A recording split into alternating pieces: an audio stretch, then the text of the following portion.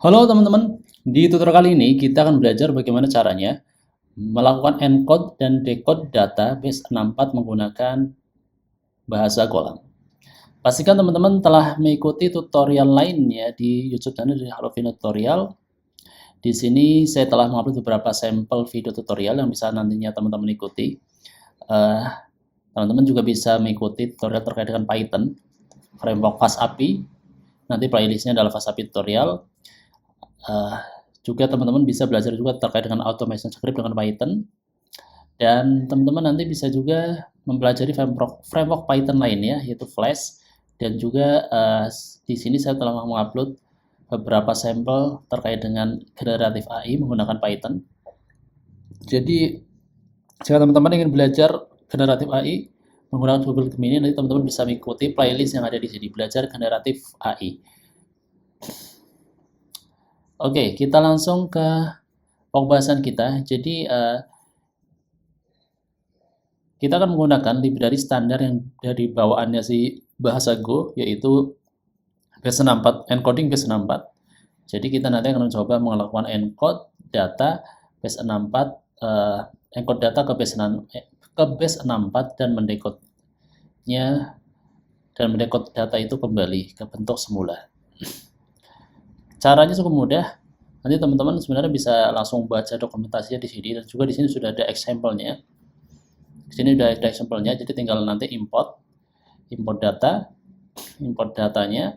Terus setelah itu teman-teman tinggal bikin data ini nanti akan kita ketika kita encode, kita akan mengubahnya dari string ke byte. Jadi caranya tinggal seperti ini, byte string. Jadi bentuknya nanti dari tipe data string diubah ke dalam byte. Kita bisa menggunakan base64 standar encode, ini std encoding adalah standar encode, dan juga kita bisa menggunakan base64 URL encode. Oke, kita akan coba sekarang menjalankan script ini di lokal. Sebenarnya hasilnya seperti ini ya, tapi kita akan mencoba dengan keyword yang lain. Di sini saya menggunakan tag editornya adalah VS Code, Visual Studio Community Edition. Seperti yang ada di dokumentasi tadi, saya juga menggunakan mengimport datanya. Kita lihat di sini encoding base64, tapi saya menggunakan alias. Jadi saya namakan di sini base64. Kemudian di sini ada function main. Ini adalah data yang ingin saya encode. Jadi gimana cara encode-nya? Sebenarnya sama ya. Jadi pada encoding standarnya base64 di bahasa Golang itu bisa menggunakan std encoding. Jadi tinggal saya bikin variabel namanya encoding b64 dot std encoding. Nah ini Pak, std encoding dot encode to string. Nah, data ini dia bentuknya adalah tipenya adalah string, jadi dia harus diubah ke dalam byte. Nah, contohnya ini. Jadi kita ubah dulu jadi byte, dalam bentuk byte.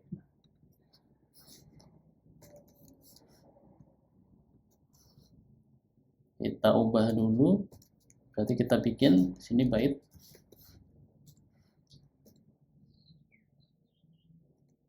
Byte bentuknya adalah data. Baru setelah itu kita print fmt dot print. Nah, kita print, jadi otomatis dia nanti package-nya akan terimport di sini. fmt.println encoding. Ini untuk main code-nya. Jadi bagaimana cara untuk melakukan decode? Ketika decode tinggal kita bisa juga menggunakan standar encoding, tinggal decode to string. Jadi tinggal ini. So, dec, kita bikin variabel dec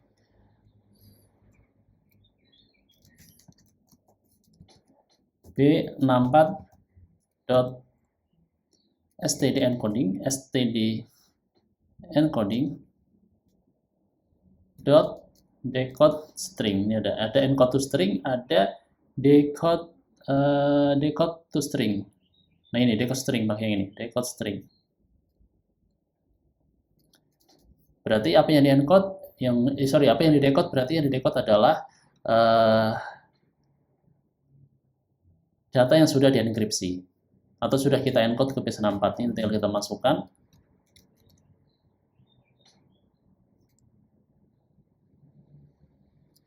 Nah, ini ya, terdapat error nih. Jadi decode string ini dia decode string ini mereturn value-nya ada dua value yang di return. Decode string ini ada dua value yang di return. Jadi kita perlu kalau kita cek di sini, kita bisa coba buka apa aja. Nah, ini dia mereturn dua value. Yang satunya error. Jadi jika terjadi error maka nanti akan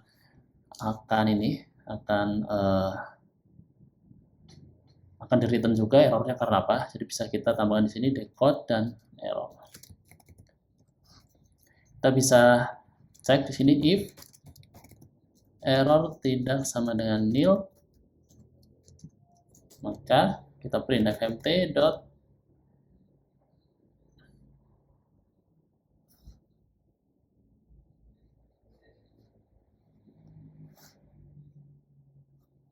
atau kita bikin variabel baru. Oh ya, kita bisa print fmt dot sprintf sprint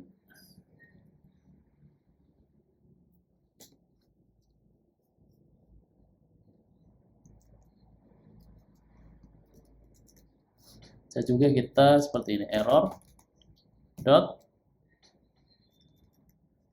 atau kita langsung pakai println ya, bisa juga fmt dot println r dot error. Nah, nanti kita akan mendapatkan value errornya karena apa. Kalau misalnya ternyata yang kita decode ini salah gitu ya, atau si golangnya membacanya sebagai exception. Tinggal kita print fmt dot println decode. Kita ke terminal, coba kita jalankan. Ini cara menjalankannya kalau di Golang tuh ya cukup mudah, tinggal go run main go. Nah,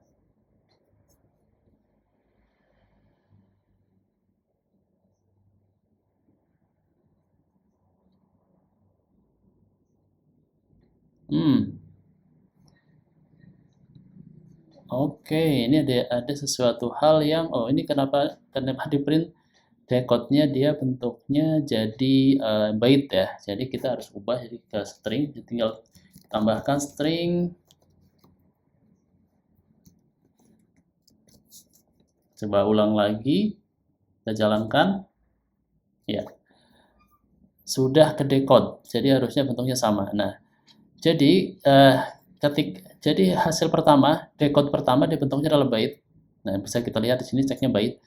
Jadi perlu dari byte ini diubah ke string. Caranya cukup mudah, tinggal string, kemudian nama variabelnya. Oke, ternyata di Golang tuh nggak cuma std encoding, tapi kita juga bisa menggunakan, ada lagi satu lagi encode dengan URL encoding. S64 URL encoding. Misalnya encrypt 2, saya bikin variabel encrypt 2 sama dengan b64 dot URL, bisa juga pakai ini URL decoding, URL encoding dot decode to string. Decode to string seperti biasa, kita ubah string dulu ke dalam byte. Data, terus kita print, harusnya hasilnya sama. Kita print itu fmt.println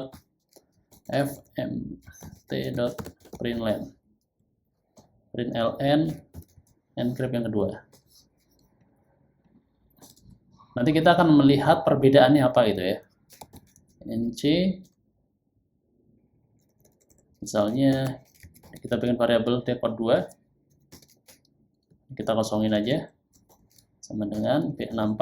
Cara decode-nya juga sama. Kita juga pakai URL encoding. URL encoding dot decode string. Berarti yang di decode adalah hasil dari encodingnya. Kemudian kita coba print fmt.println. Nanti kita akan melihat hasil perbedaannya, format yang pertama dengan format yang kedua, antara URL encoding dan std encoding. Nanti kita akan melihat hasilnya. Kita tinggal print decode 2. Oke, kita coba. Ini kita bikin sebuah batasan di sini. mt.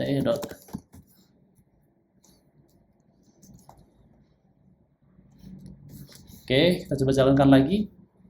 Go run main go. Oke.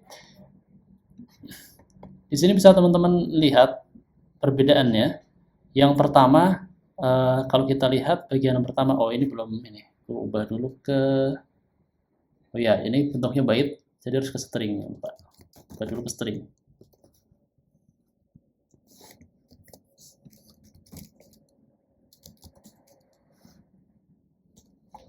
Oke, kita coba lihat perbedaan format pertama dan format kedua. Format yang pertama itu di akhirnya menggunakan plus, dan format yang kedua di akhirnya menggunakan min.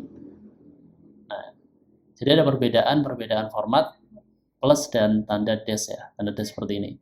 Ini adalah perbedaan antara std encoding dan URL encoding.